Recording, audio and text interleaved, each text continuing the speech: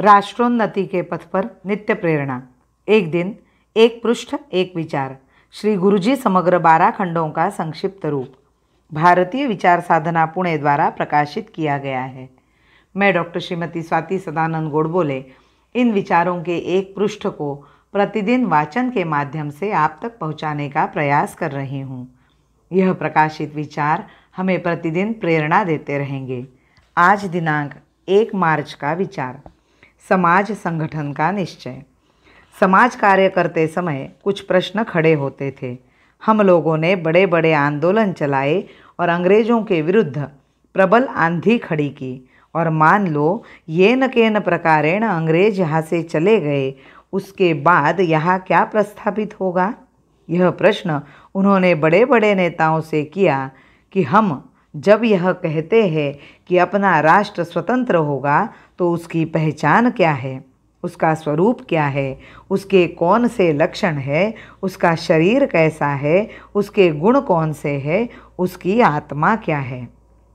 सभी ने कहा, इन सब बातों का विचार करने के लिए अभी समय कहाँ है। एक बार अंग्रेज़ों को यहाँ से जाने दो, बाद में यथावकाश इन सब बातों पर विचार किया जाएगा। इस पर डॉक्टर जी का कहना था, यथावकाश विचार करना संभव नहीं हो सकेगा, क्योंकि अंग्रेज़ों के जाने तक बीतने वाले कालखंड में अनेक विपरीत संस्कार अपने मन पर पड़ चुके होंगे, और तब यह सीधी सरल भी हमें नहीं सूझेगी कि इन सब बातों पर हमें विचार करना चाहिए। इसलिए इसी समय यह विचार किया जाना चाहिए और वह लक्ष्य अपने सामने रखकर अपने कदम आगे बढ़ाना चाहिए।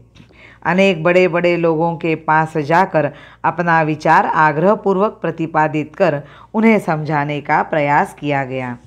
मुझे लगता है कि यह चिंतन करना जिन्होंने सिखाया, उनकी महानता, उनका दृष्टापन और चिंतन की तीव्रता का हम यदि थोड़ा भी अनुभव कर सकें तो बहुत फलदायी होगा। डॉक्टर जी ने अनुभव किया कि राष्ट्र का विचार न करने के कारण संभ्रम उत्पन्न होता है, इसलिए वे स्वयं राष्ट्र चिंतन के लिए प्रवृत्त हुए। इसी चिंतन के परिणाम स्वरूप उन्हें इस एक ऐतिहासिक सत्य का साक्षात्कार हुआ कि अपना राष्ट्र हिंदू समाज से बना है।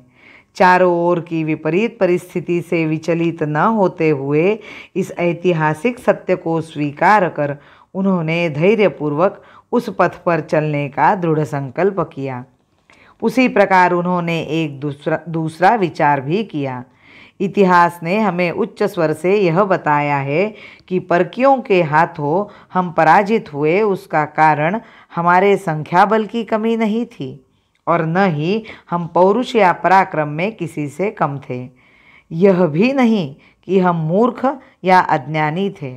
हमारी हार के लिए इनमें से कोई भी बात कारण नहीं बनी, अपितु इन सभी बातों की अनुकूलता होते हुए हम परस्पर झगड़ते रहे, एक दूसरे से शत्रुता मोल लेते रहे, एक दूसरे पर प्रहार करते रहे।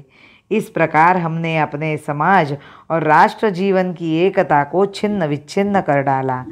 एकता का प्रवाह खंडित हो जाने पर राष्ट्र की शक्ति छिन्न विच्छिन्न होना स्वाभाविक ही था, और यह छिन्न भिन्न शक्ति परकीय आक्रमणों के सामने टिक नहीं पाई।